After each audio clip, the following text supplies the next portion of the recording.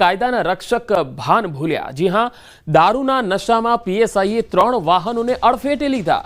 દારૂનો નશો અને બેફામ રફતાર વર્દીને પણ લજવી દીધી। છાણીના ફર્ટિલાઇઝર પાસે અકસ્માત થયો। નશામાં ચૂર આ વર્દીમાં પીએસઆઈએ વાહનોને અડફેટે લીધા હતા। અકસ્માત બાદ સ્થાનિકોએ નશાખોર પીએસઆઈને ઝડપી લીધો। આ નશાખોર પીએસઆઈએ યુવકને લાફો મારીને કહ્યું, થાય તે કરી લે। ચાલવાના અને બોલવાના પણ હોશ નહોતા, છતાંય એ ડ્રાઇવિંગ કરતો હતો। ચાલવાના હોશ ન હોવાથી નશાખોરની ટીંગાટોળી પણ થઈ। લોકોએ પીએસઆઈને કારમાંથી કાઢીને ફૂટપાથ પર સુવડાવ્યો। પીએસઆઈની કારમાંથી દારૂની બોટલ પણ મળી આવી। નશાખોર પીએસઆઈએ જીએસટી કમિશનર અને 2 મહિલા પોલીસને પણ ટક્કર મારી હોવાનો આરોપ છે। પોલીસના મતે નશાખોર પીએસઆઈનું નામ યોગેન્દ્રસિંહ એચ પઢિયાર છે અને તે નર્મદાના રાજપીપળામાં ટ્રાફિક વિભાગમાં પીએસઆઈ તરીકે ફરજ બજાવે છે। રજાના દિવસે નશાખોર પીએસઆઈ વતન જતો હતો અને એ સમયે તેણે આ અકસ્માત કર્યો હતો। બનાવ અંગે વડોદરા પોલીસે નર્મદા એસપીને જાણ કરી છે। તો 2 અલગ અલગ તસવીર આપને બતાવી રહ્યા છે। વાય એમ પઢિયાર, વાય એચ પઢિયાર, બરોબર લઈ લે કમ્પ્લીટ ઉડા આ જોઈ લે, ગાડીનો લઈ લે। બેહી જાવ સાહેબ, બેહી જાવ, તમારામાં હોશ નહીં, બેહી જાવ। તમે કોકને ગાડી ઠોકી છે ને, બેહી જાવ। હવે શાંતિ રાખો મિત્ર, કોને ઠોકી? હાલે ચાલુ જ છે, તમારી ગાડીની હાલત છો। તમે આટલા પીધેલા છો અને કોણ છે સાહેબ? કરાય નહીં પીધેલા, નહીં પીધેલા। આ નહીં આ કેટલા છે? આ કેટલા છે? હે કેટલા છે? હું 3 4 છે, 4 મંગળો બતાવો ને। બસ મારતો નહીં, બસ બેહાડા ને બસ કમ્પ્લીટ ઉતાર દે। નહીં પીધું આ બધું હું બતાવે? ગંગા છે પીધું?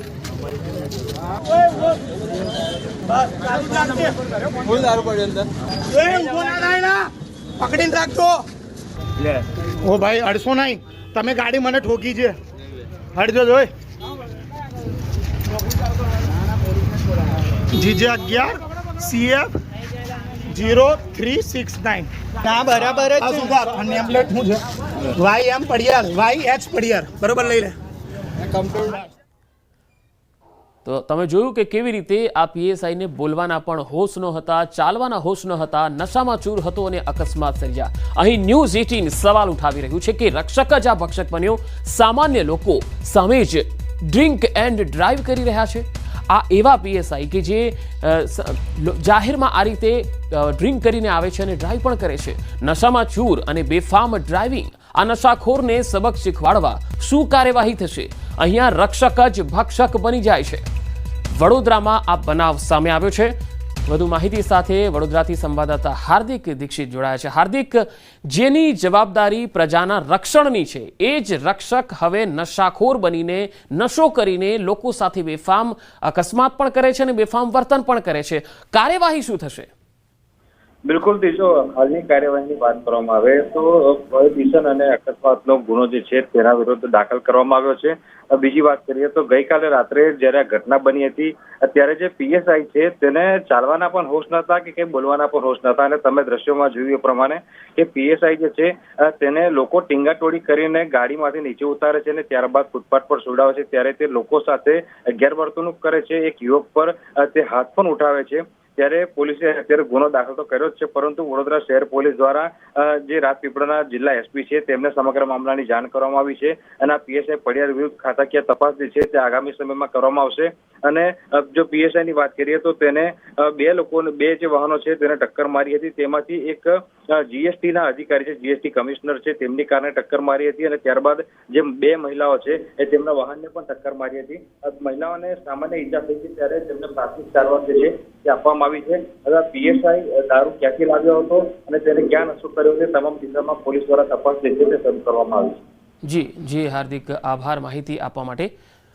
તો રક્ષક જ અહીંયા ભક્ષક બને છે અને સવાલ એ છે કે નશાખોર નબીરાઓ સામે પગલાં શું લેવાશે? છાણી પોલીસ સ્ટેશનના પોલીસ કર્મીઓ છે ત્યાં પહોંચતા જાણવા મળેલ કે કોઈ પોલીસ કર્મચારી અધિકારી દ્વારા જ એક એક્સિડન્ટનો બનાવ બનેલો છે અને એ છે પીએસઆઈ વાયએચ પઢિયાર, જે હાલ રાજપીપળા ખાતે નર્મદા જિલ્લામાં ફરજ બજાવે છે। વતન તરફ રજામાં જઈ રહેલ હોય એ દરમિયાન અકસ્માતનો બનાવ બનેલો છે અને પ્રાથમિક રીતે જોવા પણ મળેલ છે કે તેણે નશો કરેલો છે.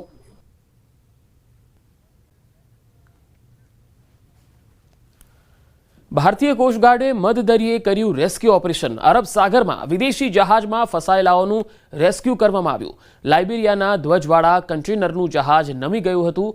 કોસ્ટગાર્ડના જવાનોએ વિદેશી નાગરિકોને બચાવ્યા. INS સુજાતા દ્વારા કોસ્ટગાર્ડની ટીમે આ રાહત બચાવ કામગીરી કરી હતી. વહેલી સવારે આ બનાવ બન્યો. કોસ્ટગાર્ડના દિલધડક ઓપરેશનમાં વિદેશના તમામ નાગરિકો સુરક્ષિત હોવાનું સામે આવ્યું છે.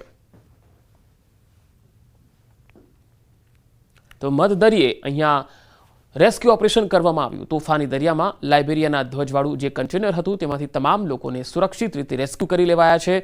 ઓપરેશનમાં વિદેશના તમામ નાગરિકો સુરક્ષિત છે. કોસ્ટગાર્ડનું આ દિલધડક રેસ્ક્યુ ઓપરેશન INS સુજાતા દ્વારા કોસ્ટગાર્ડની ટીમે આ રાહત બચાવ કામગીરી કરી હતી.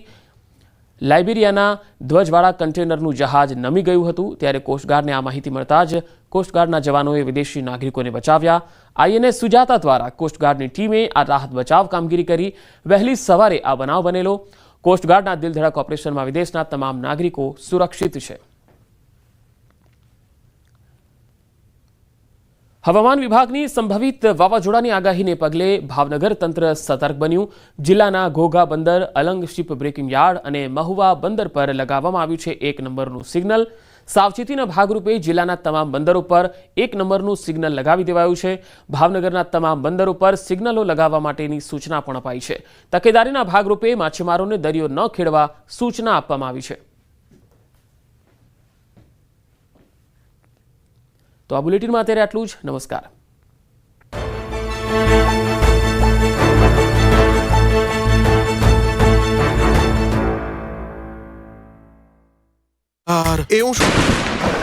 અંતે આવી ગયું રૂમઝૂમ કરતું ચોમાસું.